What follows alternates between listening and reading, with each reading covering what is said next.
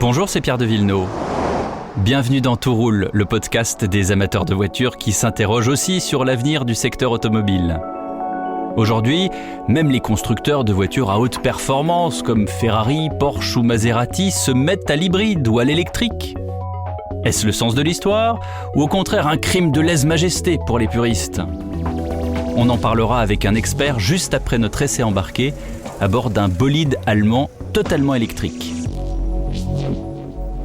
Bienvenue dans Tout roule, un podcast produit par Europe 1 Studio en partenariat avec Mobiliance. Chers amis, bienvenue au volant de ce genre de voiture qu'on ne croise pas tous les jours, puisque évidemment à 226 000 € avec les options, c'est pas tous les jours qu'on peut s'offrir un tel luxe. Ah, et le luxe, ça passe évidemment par la sécurité active qui vient de se déclencher puisqu'une dame vient de traverser hors clou devant moi avec deux chiens qui visiblement étaient très près des capteurs. Capteurs de ce tout nouveau Porsche Taycan Sport Turismo Turbo S, non à rallonge pour le Taycan qui, vous le savez, est modèle électrique de Porsche.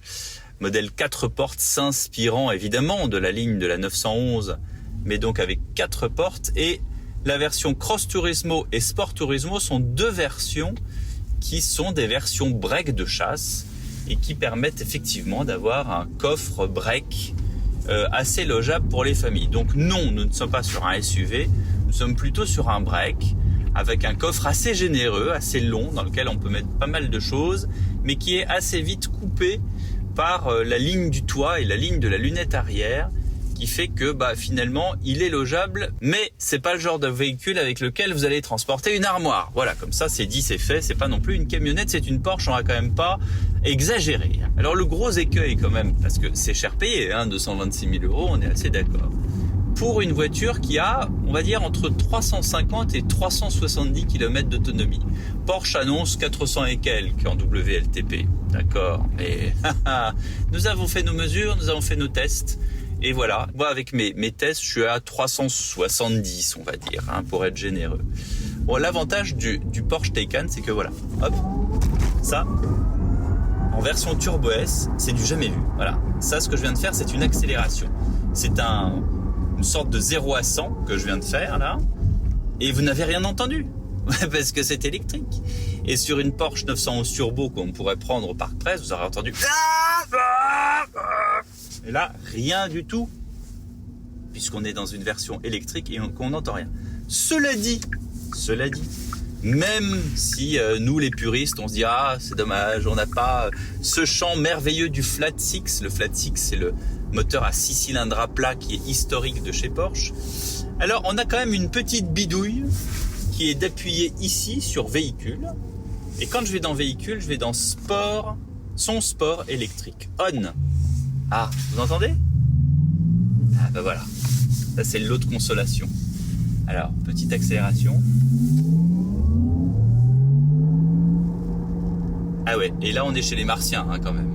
Donc c'est le bruit un peu sport, mais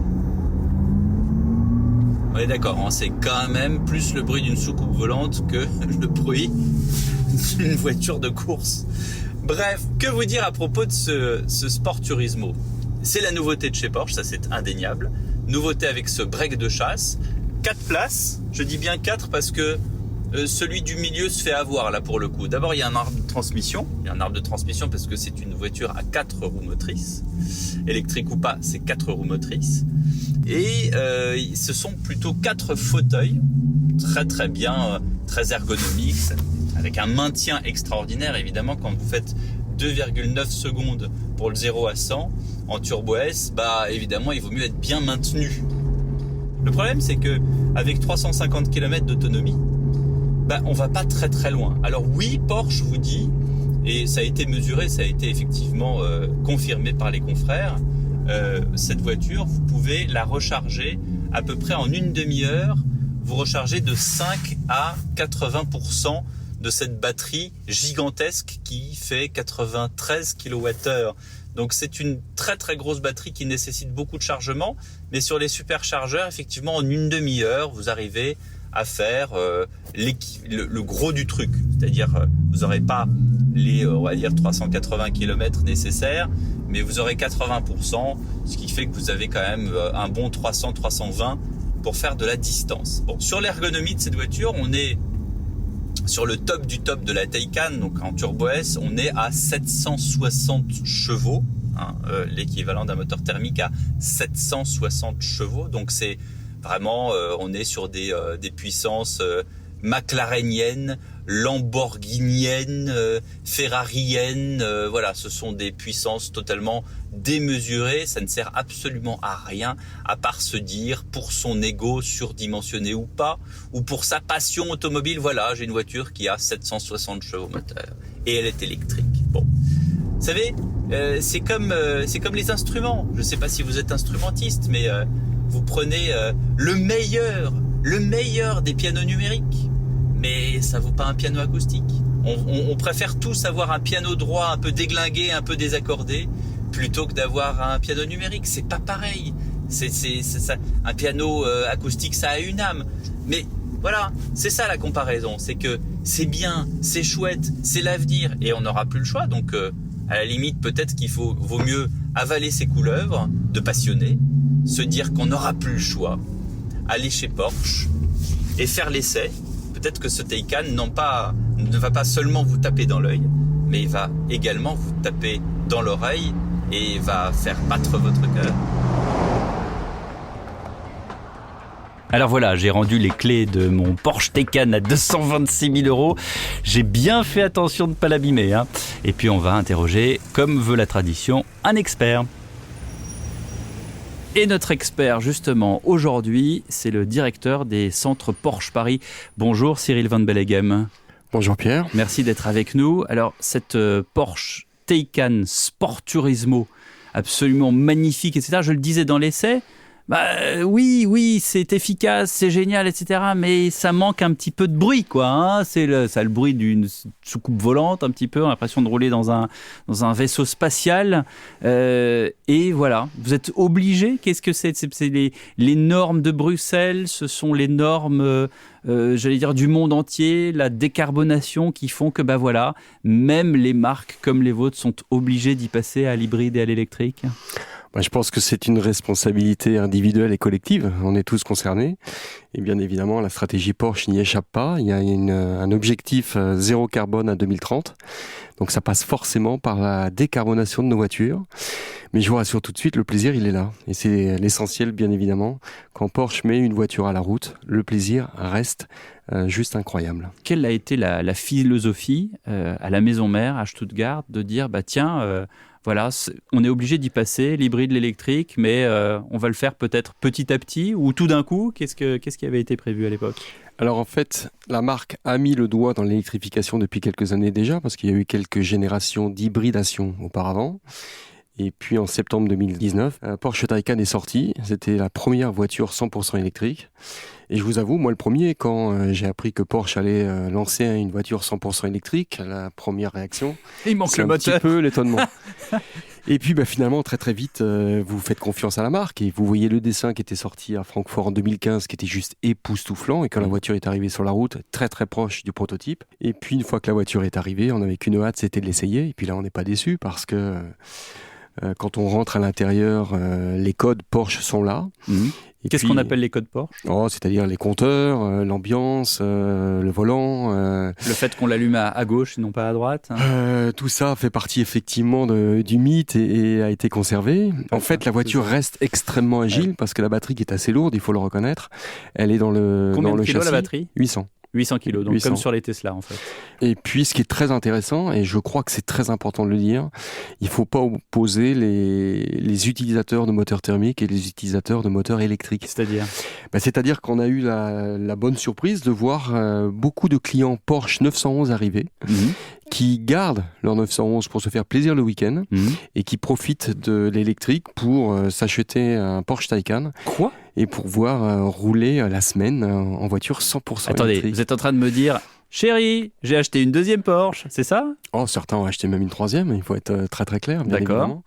Et puis l'électrique a permis aussi de rencontrer des primo-accédants à la marque, c'est-à-dire des gens qui ne connaissaient pas du tout la marque, des geeks, des gens qui sont à l'affût de la dernière nouveauté et qui sont rentrés chez Porsche grâce à Taycan, donc 100% électrique. Et non pas grâce au Flat Six, au moteur 6 cylindres à plat, la 911. Ils viennent pour le Taycan, justement. Pour l'électrique, à la sauce Porsche, absolument. Et puis ça évolue très très vite, c'est-à-dire que quand on a lancé la voiture il y a à peu près 3 ans maintenant, les premiers freins qu'on entendait, c'était l'autonomie, c'était le réseau de recharge en France. On va dire que ces freins ont été principalement gommés. On n'en entend quasiment plus parler. D'abord parce que l'autonomie des voitures a augmenté. Les premières On est sur combien là sur un Taycan ? Alors, on est sur 400 km. La version GTS, on est à 500 km. Et en parallèle de cela, le réseau de bornes en France a énormément évolué, puisque nous sommes quasiment à 85 000 bornes aujourd'hui. Et puis, au-delà du domaine public, il y a Porsche qui a développé aussi un écosystème et qui accompagne ses clients pour équiper le domicile ou le lieu de travail en borne de recharge. Gratuitement ? Ça fait partie effectivement de l'achat de la voiture, mais surtout ce qui est très important, c'est qu'il ne faut pas oublier que 80% des recharges aujourd'hui en France sont faites à domicile. Et aujourd'hui, on le sait peut-être assez peu, mais il y a plus de bornes et de points de recharge électriques en France que de pompes à essence. Sur ce que vous vendez, sur toute la gamme Porsche, la part de l'électrique, elle est de combien ? Je vais certainement vous surprendre en vous disant 2022, 80%. 80% des véhicules neufs vendus sont électrifiés. Électrifiés, donc hybrides ou électriques. Et électriques, exactement. Et Taycan représente à peu près 20% des ventes. 20% pour du tout électrique. Pour du tout électrique. Et ça va aller en s'aggravant, docteur Alors, l'objectif de l'usine, c'est d'être à horizon 2030 à plus de 80% de véhicules neufs vendus électrifiés. Donc, il y aura toujours une part hybride rechargeable importante. Mais voilà, je dirais que l'histoire, effectivement, est en marche. Et puis, je crois surtout qu'il ne faut absolument pas brider l'innovation technologique parce que le 100% électrique n'est peut-être pas la seule réponse à la mobilité de demain. Là, vous faites référence au carburant de synthèse, le exactement. e-fuel. Là, encore une fois, pour l'instant, on parle dans le vide. Non, parce que pour Porsche, c'est déjà très concret, puisqu'une usine a été inaugurée il y a quelques mois au Chili, en coopération avec Siemens, pour décarboner de l'hydrogène.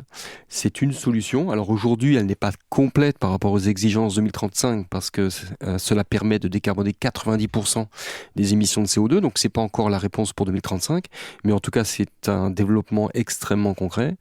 Et la deuxième formule qui a été développée avec Exxon, c'est une formule à base de déchets verts et qui fonctionne déjà dans des formules monotypes comme la Super Cup en Allemagne depuis 2 ans désormais. On dit que ces carburants de synthèse vont coûter 4 € le litre, 5 € le litre, que ça va être pour des nantis qui roulent en Porsche, en Ferrari, en Aston Martin. Alors aujourd'hui, forcément, comme il y a une production qui est plutôt confidentielle, ça a un impact sur le coût. Mais si demain, l'usine arrive à trouver des solutions pour aller encore plus loin en termes de décarbonation, et s'il y a la production qui est en face, forcément il y aura un impact sur le prix qui sera orienté à la baisse. Merci beaucoup Cyril Van Bellegem d'avoir été avec nous dans Tout roule. Merci bien. Vous venez d'écouter Tout roule, un podcast Europe 1 Studio avec Mobiliance. La production est signée Sébastien Guyot, la réalisation Xavier Joly. À très vite pour un prochain épisode.